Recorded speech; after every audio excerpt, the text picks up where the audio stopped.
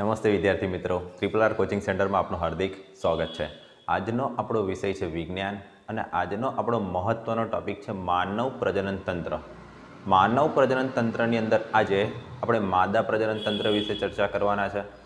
માદા પ્રજનન તંત્ર અને નર પ્રજનન તંત્ર આ બંનેના વિડીયો આપણે મૂકેલા છે, બરાબર।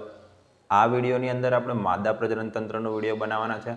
આની પહેલાંના જે વિડીયોની અંદર નર પ્રજનન તંત્રની વાત કરેલી છે, તો નર પ્રજનનનો વિડીયો તમે ન જોયો હોય તો એ વિડીયો જોઈ લેજો। માદા પ્રજનન તંત્ર અને નર પ્રજનન તંત્ર આ બંને વિડીયો તમારા માટે ખૂબ જ મહત્ત્વના છે, કારણ કે શરીરને લગતા જેટલા પણ વિડીયો છે, શરીરને લગતા જેટલા પણ વિજ્ઞાનના મુદ્દાઓ છે, બધા જ મુદ્દાઓ તમને ખબર હોવી જોઈએ, કેમ કે શરીર વિશેનું જ્ઞાન સૌપ્રથમ તમને હોવું જોઈએ, જેના કારણે કોઈ પણ પરિસ્થિતિની અંદર તમે એનો સામનો કરી શકો। જો શરીરનું જ તમને ભાન હોતું નથી, એના કારણે ઘણી બધી મુશ્કેલીઓ તમને પડે છે અને ઘણી બધી મુશ્કેલીઓનો તમારો સામનો કરવો પડે છે। તો આજના વિડીયોની આપણે શરૂઆત કરીએ। માદા પ્રજનન તંત્રનું સ્થાન ક્યાં છે? તો નિતંબ પ્રદેશની અંદર છે। કમરથી નીચેના ભાગની અંદર માદા પ્રજનન તંત્ર આવેલું છે। હવે માદા પ્રજનન તંત્રની જે રચના છે એ ખૂબ જટિલ રચના છે। માદા પ્રજનન તંત્રની અંદર અંડપિંડ, અંડવાહિની, ગર્ભાશય, યોનિ પટલ અને સ્તન ગ્રંથિ આટલી અંગિકાઓનો સમાવેશ થાય છે, આટલા અંગોનો સમાવેશ થાય છે। સૌ પ્રથમ આપણે એની આકૃતિ જોઈશું। આકૃતિ પરથી એના અલગ અલગ નામ નિર્દેશન કરેલા છે એનો અભ્યાસ કરીશું અને અલગ અલગ જે અંગો છે એ બધા જ અંગોનો આપણે અભ્યાસ કરીશું, બરાબર। તો આપણા વિડીયોની આપણે શરૂઆત કરીએ। માદા પ્રજનન તંત્ર નિતંબ પ્રદેશમાં આવેલું છે। માદા પ્રજનન તંત્ર ક્યાં આવેલું છે? તો નિતંબ પ્રદેશની અંદર આવેલું છે। માદા પ્રજનન તંત્રની રચના જે છે એ ખૂબ જટિલ છે। માદા પ્રજનનની રચના છે ખૂબ જટિલ છે, સરળ રચના નથી। એની અંદર ગર્ભાશય છે તો એના અલગ અલગ પાછા ભાગો છે, અંડવાહિની છે તો એના ચારેક અલગ અલગ ભાગ છે, બરાબર। એટલે એની રચના કેવી છે? તો રચના ખૂબ જટિલ છે। માદા પ્રજનન તંત્રની રચના કરતા જે અંગો છે એ અંગોની અંદર શું છે? તો અંગોની અંદર અંડપિંડ છે, એક જોડ સંખ્યા પૂછે તો 2, એક જોડ અંડપિંડ છે, એક જોડ અંડવાહિની છે, ગર્ભાશય છે, ગ્રીવા નલિકા છે અને યોનિ માર્ગ અથવા યોનિ પટલ છે। આટલા અંગો ભેગા થઈને માદા પ્રજનન તંત્રની રચના કરે છે। પછી એકવાર રિપીટ કરી લઈએ।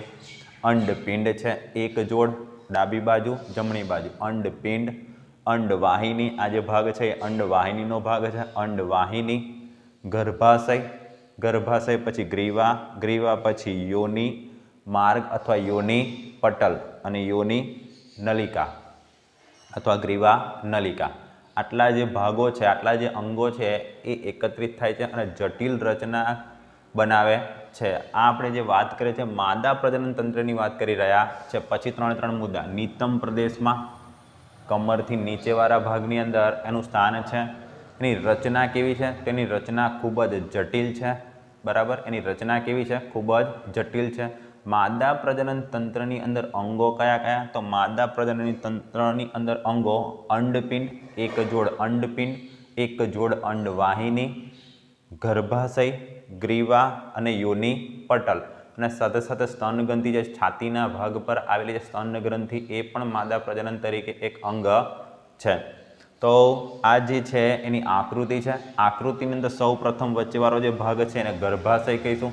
ગર્ભાશય પછીનો ભાગ છે અને ગર્ભાશયનો ઉપરી ભાગ, ડાબી બાજુ જમણી બાજુ જે આ રીતે દેખાય છે આ એ અંડવાહિની છે, એની નીચે અંડપિંડ છે। પછી એકવાર રિપીટ કરીએ। ગર્ભાશય મધ્યનો ભાગ છે ને ગર્ભાશય કહીશું। ગર્ભાશયની ઉપરીવાળો ભાગ છે આ રીતે, તો એને ગર્ભાશયનો ઉપરી ભાગ, ડાબી અને જમણી બાજુ અંડવાહિની। અંડવાહિનીના 4 ભાગ તમારે યાદ રાખવાના છે। એ આગળ અંડવાહિનીના મુદ્દાસર અભ્યાસ કરીએ આપણે, એની અંદર આવે છે શરૂઆતનો જે આંગળી જેવો ભાગ છે ને આપણે ફિમ્બરી કહીશું। ફિમ્બરી પછી અંડવાહિની નીવા, એના પછી ઇથમસ અને એની આગળ તુંબિકા।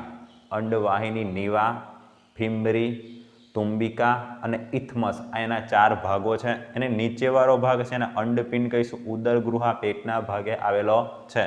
અંડપિંડ, અંડવાહિની નીવા, ગર્ભાશય, ગ્રીવા નલિકા અને યોનિ પટલ અને યોનિ માર્ગ. તો આ રીતેની રચના છે. હવે અહીંયા આગળ પહેલાં ટૂંકમાં આપણે સમજી લઈએ અને પછી બધા જ મુદ્દાની ચર્ચા કરીએ છે.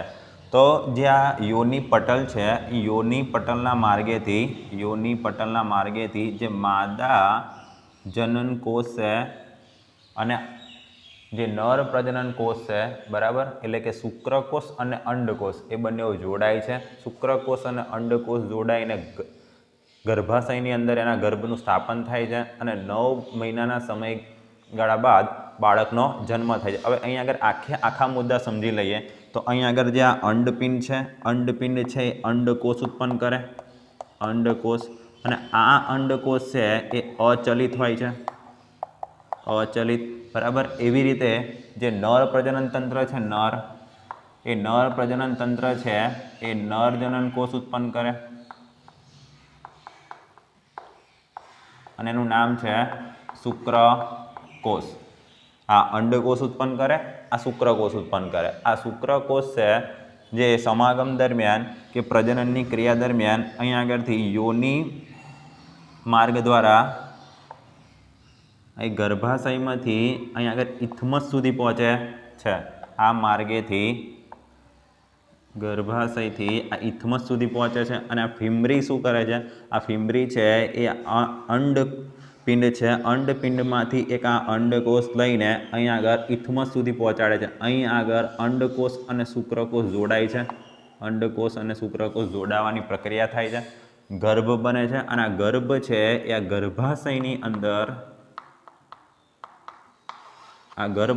ગર્ભાશયની અંદર એનું સ્થાપન થાય છે અને 9 મહિના જેટલો સમયગાળો લાગે છે, 9 મહિના જેટલો સમયગાળો લાગે છે અને બાળકનો અહીંયા આગળ વિકાસ થાય છે. ગર્ભાશયની અંદર બાળકનો વિકાસ થાય છે. ઇથમસની અંદર અંડકોષ અને શુક્રકોષ જોડાવાની પ્રક્રિયા થાય છે અને અંતે બાળકનો જન્મ છે આ યોનિ માર્ગ અને યોનિ પટલ વાળી જગ્યાએથી બાળકનો જન્મ થાય છે. પછી એકવાર રિપીટ કરી દઈએ. જે માદા પ્રજનન જે તંત્ર છે એના અંગો કયા? તેના અંગો એક જોડ અંડપિંડ, જોડ પૂછે તો 1, સંખ્યા પૂછે તો 2, એક જોડ અંડપિંડ, એક જોડ અંડવાહિની, ગર્ભાશય, ગ્રીવા નલિકા, યોનિ માર્ગ અને યોનિ પટલ, બરાબર. જે રચના છે એ રચનાની અંદર પ્રક્રિયા કઈ થાય છે? તો જે યોનિ માર્ગ છે, યોનિ માર્ગ મારફતે શુક્રકોષ આવે છે અને એ શુક્રકોષ આ ઇથમસમાં આવીને રોકાઈ જાય છે. ઇથમસ સુધી અંડકોષમાંથી આ ફિમ્બરી દ્વારા અંડકોષ બહાર કાઢવામાં આવે છે, અંડકોષ અહીં આગળથી બહાર કાઢવામાં આવે છે. ઇથમસની અંદર અંડકોષ અને શુક્રકોષનું જોડાણ થાય છે, જોડાણને આપણે ફલનની પ્રક્રિયા કહીએ. ફલનમાંથી ફલિતાંડ, ફલિતાંડમાંથી ગર્ભ અને એ ગર્ભનું સ્થાપના ગર્ભાશયની અંદર થાય છે અને ગર્ભાશયની અંદર જ બાળકનો વિકાસ થાય છે, અને 9 મહિના જેટલા સમયગાળા બાદ બાળકનો પ્રસૂતિ દ્વારા એટલે કે જન્મ થાય છે. તો હવે અહીંયા આગળ જે આકૃતિ દ્વારા જે આપણે સમજ્યું એ બધા જ મુદ્દા આપણે લખાણ દ્વારા સમજીશું. હવે અહીંયા આગળ બીજી એક વસ્તુ સમજવાની છે. જે અહીંયા આગળ ગર્ભાશય છે, ગર્ભાશયના 3 પડદા છે, બરાબર. એના શરૂઆતનો જે ભાગ છે એને પેરામેટ્રિયમ કહેવામાં આવે છે. એના પછી માયોમેટ્રિયમ અને એન્ડ્રોમેટ્રિયમ. પેરામેટ્રિયમ, માયોમેટ્રિયમ અને એન્ડ્રોમેટ્રિયમ, બરાબર. પેરામેટ્રિયમ, માયોમેટ્રિયમ અને એન્ડ્રોમેટ્રિયમ. હવે એન્ડ્રોમેટ્રિયમ છે એ દર 28 દિવસે ખરી પડે છે, આ વચ્ચેવાળો જે પડદો દેખાય છે માયોમેટ્રિયમ, બરાબર, એ જ્યારે જે આ બાળકનો જન્મ જ્યારે થવાનો હોય છે ત્યારે એ પડદો થોડો જાડો બની જાય છે. એવી જ રીતે આ 3 નામ યાદ રાખવાના છે. ગર્ભાશયના 3 પડદાના નામ યાદ રાખવાના છે: પેરામેટ્રિયમ, માયોમેટ્રિયમ અને એન્ડ્રોમેટ્રિયમ. એવી જ રીતે તમારે જે અંડવાહિની છે એ અંડવાહિનીના 4 નામ પણ તમારે યાદ રાખવાના છે. શરૂઆતમાં આંગળી જેવા પ્રવર્ધો, એને આપણે ફિમ્બરી કહીશું. એના પછીનો જે ભાગ છે અંડવાહિની નીવા, એના પછી તુંબિકા, અને તુંબિકા પછી અંતનો જે ભાગ છે ઇથમસ, અને આ ઇથમસ છે ગર્ભાશયની અંદર ખુલે છે આ ઇથમસ છે ક્યાં ખુલે છે? તો આ ઇથમસ જે છે એ ગર્ભાશયની અંદર ખુલે છે, બરાબર. તો આ ખાસ તમારે યાદ રાખવાનું છે. પછી એકવાર રિપીટ કરી લઈએ. ગર્ભાશયના 3 પડદાનું નામ: પેરામેટ્રિયમ, માયોમેટ્રિયમ અને એન્ડ્રોમેટ્રિયમ. એવી જ રીતે જે અંડવાહિની છે, અંડવાહિનીના 4 તમારા નામ યાદ રાખવાના. અંડવાહિની નીવા, તુંબિકા, ઇથમસ અને ફિમ્બ્રી. અંડવાહિની નીવા, તુંબિકા અને ઇથમસ. પેરામેટ્રિયમ, માયોમેટ્રિયમ અને એન્ડ્રોમેટ્રિયમ. ગર્ભાશયના 3 પડદા આવેલા છે. 3 પડદાનું નામ: પેરામેટ્રિયમ, માયોમેટ્રિયમ અને એન્ડ્રોમેટ્રિયમ. અંડવાહિની છે એ 4 ભાગની અંદર છે. 4 ભાગની અંદર છે. શરૂઆતના ભાગને ફિમ્બ્રી, એના પછી અંડવાહિની નીવા, એના પછી તુંબિકા અને તુંબિકા પછી ઇથમસ. આ જે મધ્યનો ભાગ જે દેખાય છે, મધ્યનો ભાગ, આ મધ્યનો ભાગ તમને જે દેખાય છે, એને આપણે કહીશું ગર્ભાશય. આ છે ગર્ભાશયનો ઉપરી ભાગ. અને અહીંયા આગળ જે આ મધ્યનો ભાગ દેખાય છે એને આપણે કહીશું ગર્ભાશય અથવા ગર્ભ અથવા ગર્ભાશય. એના પછીનો જે ભાગ છે એને કહેવાય ગ્રીવા. ગ્રીવા પછી આ ગ્રીવા નલિકા, આ યોનિ માર્ગ અને આ જે છે એ યોનિ પટલ. ચલો, તો આ રીતે જે આપણે મુદ્દા અને આકૃતિ પરથી સમજ્યા એ દરેક મુદ્દા હવે આપણે લખાણ પરથી સમજીએ. તો શરૂઆતમાં આપણે શરૂઆત કરીએ અંડપિંડથી. અંડપિંડ, બરાબર. તો ઉદર ગૃહાની નીચેના ભાગમાં આ જે ઉદર પેટનો જે ભાગ છે એના નીચેવાળા ભાગની અંદર આવેલું છે. ઉદર ગૃહાના નીચેના ભાગમાં એની સંખ્યા કેટલી? તો સંખ્યા 2 છે. સંખ્યા 2, આ 1 અને આ 2. 2ની સંખ્યાની અંદર આવેલું છે. લંબાઈ કેટલી? તેની લંબાઈ 2 થી 4 સેન્ટીમીટર છે, બરાબર. 2 થી 4 સેન્ટીમીટર. અંડપિંડની સંખ્યા પૂછે તો 2. અંડપિંડની લંબાઈ પૂછે તો 2 થી 4 સેન્ટીમીટર. અંડપિંડનું સ્થાન પૂછે તો ઉદર ગૃહાની નીચેના ભાગમાં. સંપૂર્ણ જે માદા પ્રજનન તંત્ર છે એનું સ્થાન પૂછે તો નિતંબ પ્રદેશની નીચેવાળા ભાગે. નિતંબ પ્રદેશ જે છે એની નીચે, બરાબર. પછી એકવાર અંડપિંડના મુદ્દા રિપીટ કરીએ. અંડપિંડ 2ની સંખ્યામાં. જોડ પૂછે તો 1. સ્થાન ક્યાં? તો ઉદરગૃહમાં અથવા ઉદરગૃહના નીચેના ભાગે. એની લંબાઈ કેટલી? એની લંબાઈ છે 2 થી 4 સેન્ટીમીટર. 2 થી 4 સેન્ટીમીટર એની લંબાઈ. સંખ્યા 2. અંડપિંડ નિતંબ પ્રદેશ અને નિતંબ પ્રદેશ સાથે અસ્થિબંધથી જોડેલું હોય છે. હવે અહીંયા આગળથી જે નીચેવાળો ભાગ છે, આ પગનો ભાગ છે, અહીંયા આગળ આ બાજુથી, બરાબર. આ જે પગનો ભાગ છે અને ઉપરવાળો જે છે આ પૂરોદર પટલથી લઈને આ જે નિતંબ પ્રદેશ જે છે, કમરવાળો ભાગ છે, એ બંને વચ્ચે શાનાથી જોડેલી હોય છે? તો આ બંને વચ્ચે એનું જોડાણ હોય છે અસ્થિબંધ દ્વારા. એટલે કે હાડકાઓના બનેલા જે કાસ્તી અને અસ્થિ અને કાસ્તી, એવી રીતે હાડકાઓની અંદર 2 કૂંચાઓ હોય છે, કંકાલ તંત્ર. આ રીતે એનું જે જોડાણ છે થયેલું હોય છે. એટલે તમારે યાદ રાખવાનું છે ગર્ભાશય અને નિતંબ પ્રદેશ, આ બંનેની જોડે જે આ અંડપિંડ છે એ અસ્થિબંધ દ્વારા જોડેલું હોય છે, બરાબર. હવે જે આ અંડપિંડ કાર્ય શું કરે છે? અંડપિંડનું કાર્ય ખાસ તમારે યાદ રાખવાનું છે. અંડપિંડનું કાર્ય શું છે? તો અંડકોષ ઉત્પન્ન કરવાનું છે. અંડકોષ ઉત્પન્ન કરે છે. જે આ અંડકોષ છે એ યાદ રાખવાનું અચલિત છે અને ગોળાકાર છે. અચલિત છે અને ગોળાકાર છે, બરાબર. હવે જે આ અંડકોષ ઉત્પન્ન કરે છે, બરાબર, એ અંડકોષ વિશે થોડી માહિતી લઈ લો. અંડપિંડનું મુખ્ય કાર્ય માદા જનન કોષ એટલે કે અંડકોષ ઉત્પન્ન કરવાનો છે, બરાબર.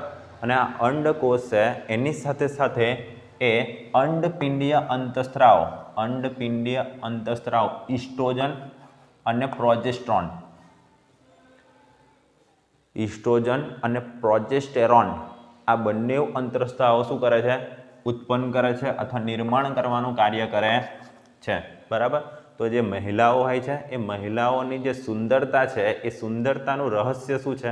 તો જે આ અંડપિંડ છે, આ અંડપિંડ જે અંતઃસ્ત્રાવ ઉત્પન્ન કરે છે ઇસ્ટ્રોજન અને પ્રોજેસ્ટેરોન, આ બંનેના કારણે મહિલા લાગે છે, બરાબર. ઘણીવાર આપણે જોઈએ કે મહિલા જે મહિલાઓ છે એ મહિલાઓની સુંદરતા થોડી વધારે હોય છે પુરુષો કરતાં, બરાબર. તો એના શરીરની અંદર જે આ ઇસ્ટ્રોજન ઉત્પન્ન થાય છે, આ ઇસ્ટ્રોજન ઉત્પન્ન થવાના કારણે એ એટલી સુંદર દેખાય છે, બરાબર. અંડપિંડ સૌથી બહારનું સ્તર છે ને જનન અધિચ્છદ કહેવામાં આવે છે. ચલો, આ અંડપિંડ અને આ અંડપિંડનું જે આ બહારનું જે સ્તર દેખાય તમને, આ બહારનું, એને શું કહેવામાં આવે છે? તો એને કહેવામાં આવે છે જનન અધિચ્છદ. ચાલો, અંડપિંડનું બહારનું સ્તર છે ને જનન અધિચ્છદ કહેવામાં આવે છે. અને આનું કાર્ય શું છે? તો આધારક તરીકેનું કાર્ય કરે છે, બરાબર. હવે જે આ આધારક છે, બરાબર, અંડપિંડીય આધારક બે ભાગમાં વહેંચાયેલું હોય છે. અંડપિંડીય આધારક જે છે એ બે ભાગમાં વહેંચાયેલું હોય છે, બરાબર. આ અંદરનો ભાગ તમને જે દેખાય છે, આ અંદરનો, આ બધો અંદરનો ભાગ, એને આપણે શું કહીશું? તેને આપણે કહીશું મજ્જક, બરાબર, અથવા મજ્જાક. જે બહારનો ભાગ છે, બરાબર, આ બહારનો ભાગ છે એને આપણે કહીશું બાહ્યક, બરાબર. અંડપિંડ છે જનન અધિચ્છદ દ્વારા જોડેલું હોય છે. જનન અધિચ્છદ, પહેલા એક મુદ્દો આવે એ પણ યાદ રાખવાનો, ગર્ભાશય સાથે અને નિતંબ પ્રદેશ સાથે અસ્થિબંધ દ્વારા જોડેલું હોય છે. અંડપિંડના બધા જ મુદ્દા રિપીટ કરો છો, બરાબર ધ્યાન રાખજો. અંડપિંડ છે એ ઉદરગૃહાની નીચેવાળા ભાગની અંદર આવેલું છે. અંડપિંડની જોડ પૂછે તો 1, અંડપિંડની સંખ્યા પૂછે તો 2, લંબાઈ પૂછે તો 2 થી 4 સેન્ટીમીટર. અંડપિંડની લંબાઈ પૂછે તો 2 થી 4 સેન્ટીમીટર. અંડપિંડ છે એ અંડકોષ ઉત્પન્ન કરે. અંડકોષ છે એ અચલિત છે. અંડકોષ છે એ ગોળાકાર છે. અંડકોષ છે એ પ્રજનન માટે જરૂરી અને આવશ્યક છે. અંડકોષની સાથે સાથે એ અંતઃસ્ત્રાવ ઉત્પન્ન કરે, અને આ અંતઃસ્ત્રાવ છે એની અંદર એ ઇસ્ટ્રોજન ઉત્પન્ન કરે, પ્રોજેસ્ટેરોન ઉત્પન્ન કરે. ઇસ્ટ્રોજન અને આ પ્રોજેસ્ટ્રોન આ શું કરે છે? તો મહિલાઓનું સુંદરતા માટે જરૂરી છે, અથવા મહિલાઓની સુંદરતાનું નિર્માણ કરે છે. એના પછીનો મુદ્દો છે અંડપિંડીય આધારક બે ભાગમાં વહેંચાયેલું છે.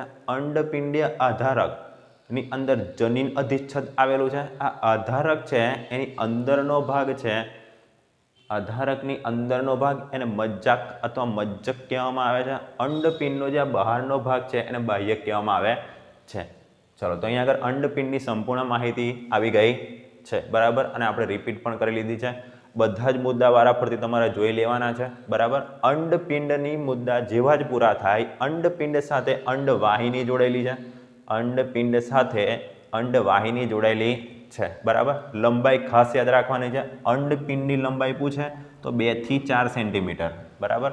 અંડવાહિનીની લંબાઈ પૂછે તો 10 થી 12.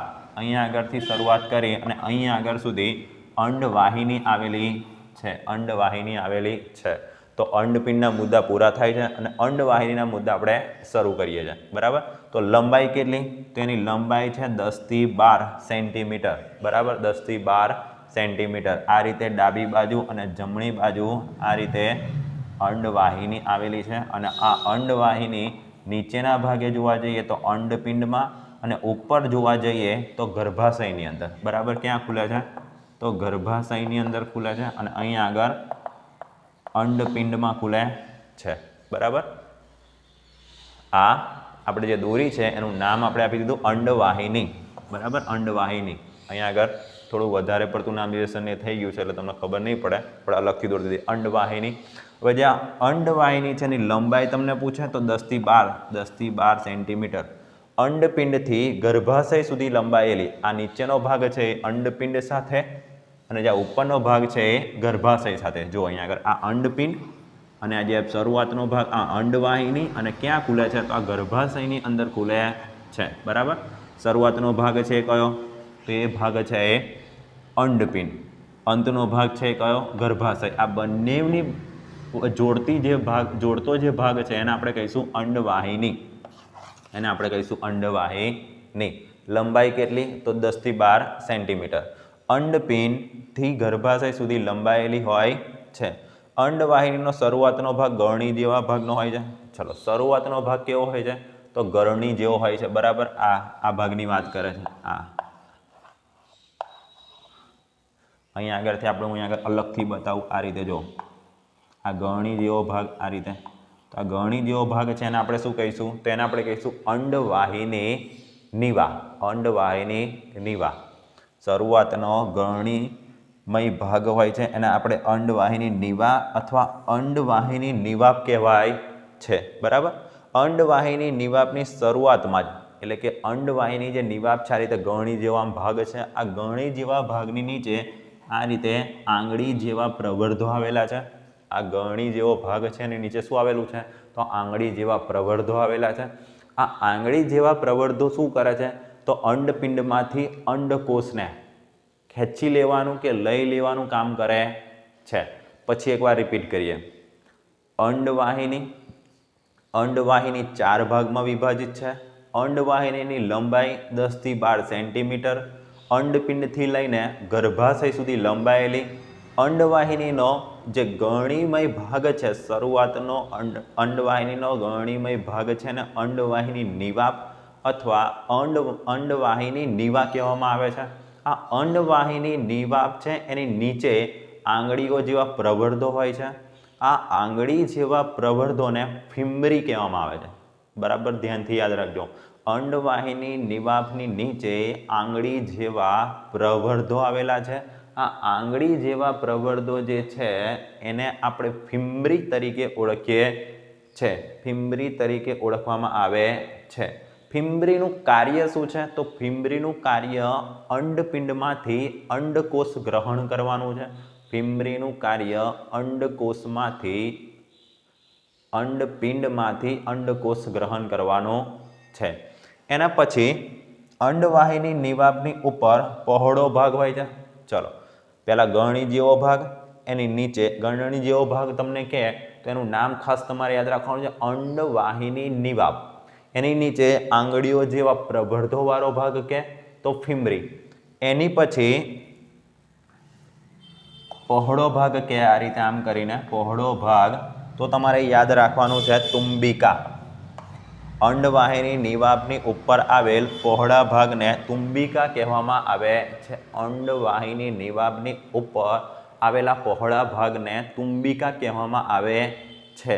અને આ પહોળા ભાગ પછી એક સાંકડો ભાગ આવે છે એને આપણે કહીશું ઇથમસ. અને ઇથમસ ક્યાં ખુલે છે? તો ઇથમસ છે ગર્ભાશયની અંદર ખુલે છે. આ તુંબિકા આગળ વધી સાંકડીમાં અથવા કે સાંકડી નળીમાં ફેરવાય છે, બરાબર. જેને આપણે શું કહીએ છીએ? એને આપણે ઇથમસ કહીએ છીએ. અને ઇથમસ ક્યાં ખુલે છે? તો ઇથમસ ગર્ભાશયની અંદર ખુલે છે. પછી આખી જે અંડવાહિની છે એને આપણે રિપીટ કરી લઈએ, બરાબર. અંડવાહિની છે એની લંબાઈ પૂછે તો 10 થી 12 સેન્ટીમીટર. અંડપિંડ અને ગર્ભાશયને જોડવાનું કામ કરે છે ત્યાં સુધી એ લંબાયેલી હોય છે, છે, બરાબર.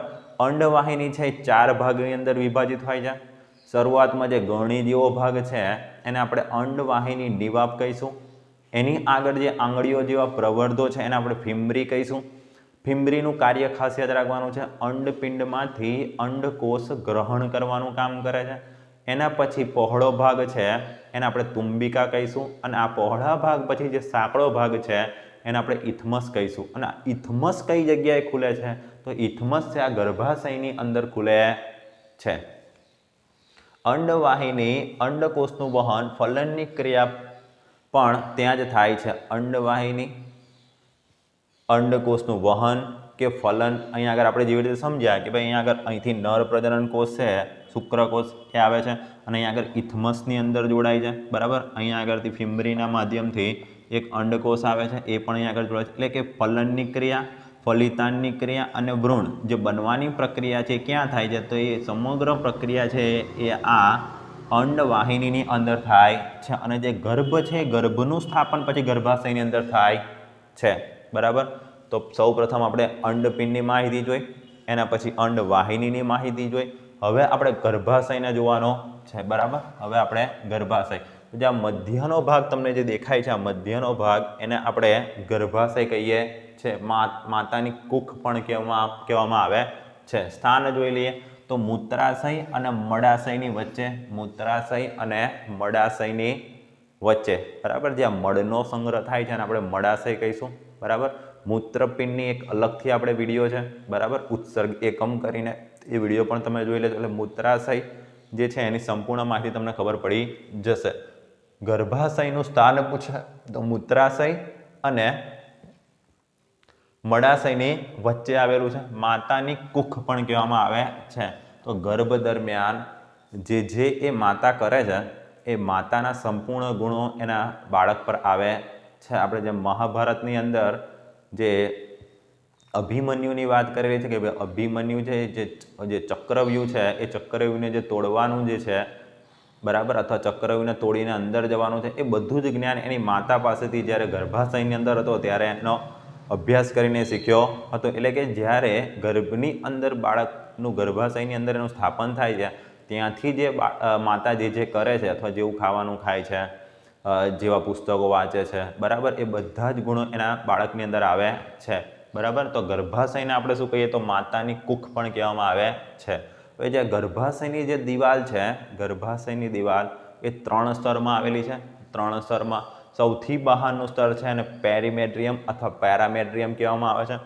મધ્યનું સ્તર છે અને માયોમેટ્રિયમ કહેવાના. આ મધ્યનું સ્તર છે માયોમેટ્રિયમ એ જ્યારે બાળકનો જન્મ થવાનો હોય, જ્યારે બાળકનો જન્મ થવાનો હોય ત્યારે જાડું થઈ જાય છે બરાબર. હવે જે આપણે અહીંયા આગળ કહીએ કે આ કાર્ય છે ને એક માતા જ કરી શકે છે બરાબર. પુરુષની અંદર આટલી બધી શક્તિ હોતી નથી કે 9 મહિના સુધી એ બાળકને એનું વજન લઈને ફરે. બીજું કે જ્યારે બાળકનો જન્મ થવાનો હોય ત્યારે એમ કહેવામાં આવે છે કે 300 હાડકાં તૂટે એટલું દર્દ થાય છે બરાબર. એટલું માતાને દુઃખ થતું હોય છે કે જ્યારે બાળકનો જન્મ થવાનો હોય ત્યારે જે એ પીડા થાય છે એ માત્ર ને માત્ર જે મહિલા છે બરાબર, માતા છે એ જ સહન કરી શકે છે. એટલે એ સમયગાળા દરમિયાન જે મધ્યવાળો જે માયોમેટ્રિયમ કરીને જે પડદો છે એ પડદો કેવો થઈ જાય છે, જાડો થઈ જાય છે, જેના કારણે એ બાળકનો જન્મ થઈ શકે બરાબર. એના પછી અંદરનું સ્તર છે એન્ડ્રોમેટ્રિયમ. હવે જે એન્ડ્રોમેટ્રિયમ આ સૌથી અંદરનું સ્તર તમને દેખાય છે એન્ડ્રોમેટ્રિયમ. આ ઋતુસ્રાવની જે પ્રક્રિયા છે દર 28 દિવસે શરીરની અંદર જે નકામો કચરો છે બરાબર, એ શરીરની અંદરથી બહાર નીકળવાની ક્રિયા છે. એ દરમિયાન શું થાય છે તો જ્યાં એન્ડ્રોમેટ્રિયમ છે, એન્ડ્રોમેટ્રિયમ એ ખરી પડે છે અને આ એન્ડ્રોમેટ્રિયમ ખરી પડવાના કારણે શું થાય છે તો એ જે બ્લડિંગ છે, રુધિર છે, નકામું રુધિર છે શરીરની બહાર નીકળી જાય છે બરાબર. પછી 3 પડદા છે, એનું નામને એનું કાર્ય રિપીટ કરી દઈએ.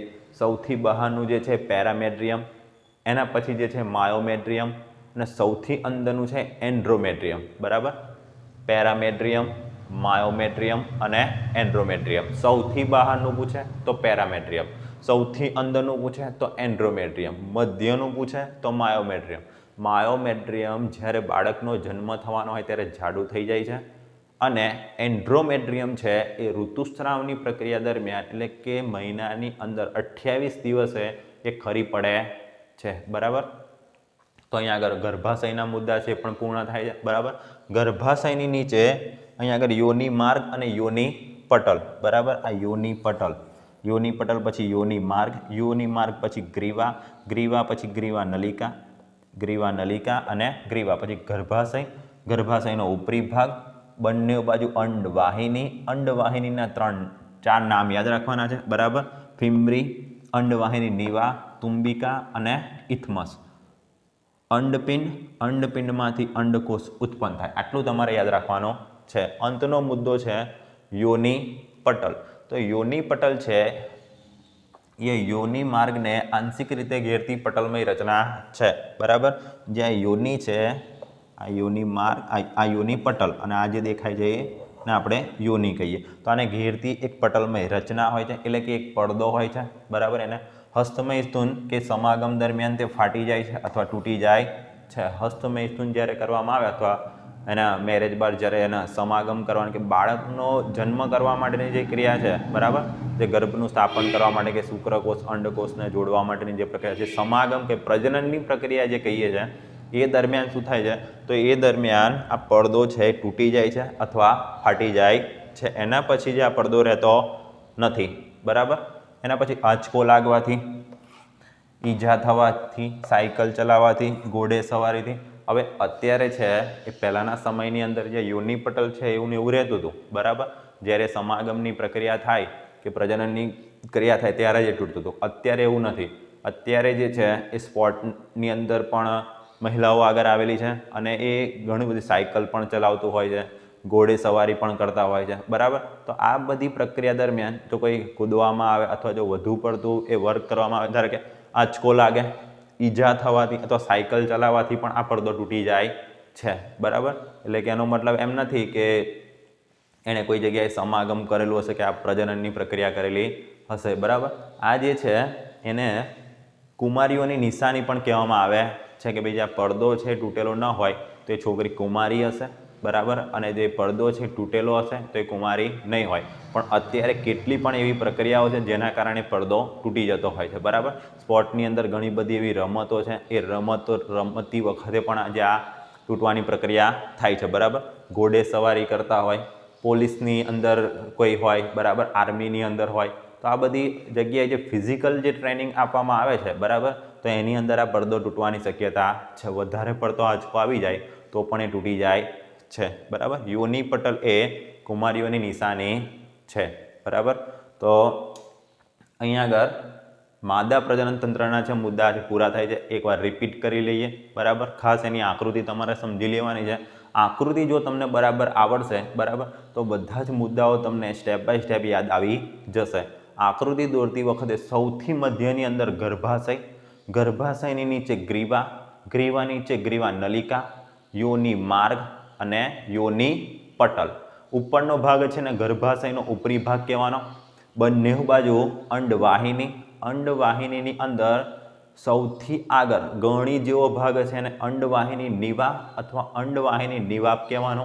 એની નીચે આંગળીઓ જેવા પ્રવર્ધોવાળો ભાગ છે, બરાબર, એને કહેવાનું ફિમ્બ્રી. એના પછી પહોળો ભાગ છે એને કહેવાનું તુંબિકા, અને તુંબિકા પછી ઇથમસ, અને ઇથમસ પછી ગર્ભાશય, બરાબર. ખાસ યાદ રાખજો કે અહીંયા આગળ યોની પટલ તૂટીને યોની માર્ગ દ્વારા શુક્રકોષ આવે છે. આ જે શુક્રકોષ છે એ ઇથમસની અંદર રોકાઈ જાય છે. તુંબિકાના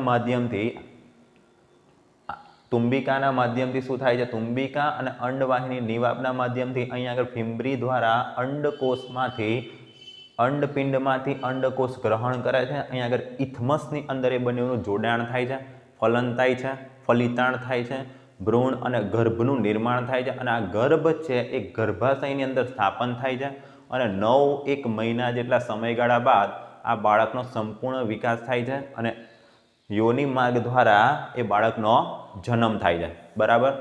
ખાસ યાદ રાખવાનું છે અંડવાહિનીના જે 4 નામ છે એ સાથે સાથે તમારા ગર્ભાશયના 3 પડદાના નામ પણ યાદ રાખવાના છે, પેરામેટ્રિયમ, એન્ડ્રોમેટ્રિયમ અને માયોમેટ્રિયમ, બરાબર. તો આકૃતિ જો તમે એને યાદ રાખશો, બરાબર, તો આકૃતિ પરથી દરેકે દરેક મુદ્દા તમને આવડી જવાના છે, બરાબર. એક વિડીયો આપણે નર પ્રજનન તંત્રનો પણ મૂકેલો છે, અને આ માદા પ્રજનન તંત્ર, નર પ્રજનન તંત્ર અને માદા પ્રજનન તંત્ર બંને ખાસ તમારે તૈયાર રાખવાનો છે, બરાબર.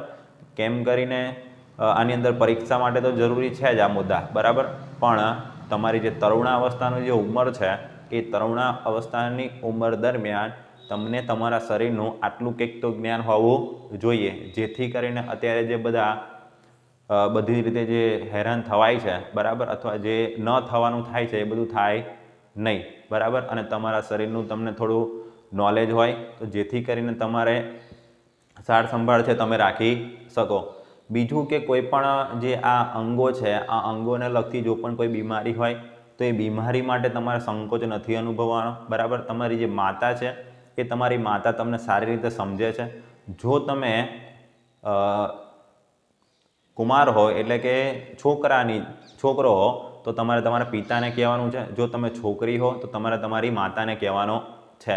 કેમ કે જો લાંબો સમય આ બધી પ્રક્રિયાની અંદર આપણે લાંબો સમય કાઢીએ તો અંતે આપણે અમુક સમય પછી એ બીમારીની અંદરથી આપણે બહાર નીકળી શકવાના નથી. તો ખાસ આ મુદ્દો એટલા માટે જ હતો, બરાબર. તો હવે પછી એક વિજ્ઞાનના નવા ટોપિક સાથે મળીશું. ત્યાં સુધી જય હિન્દ.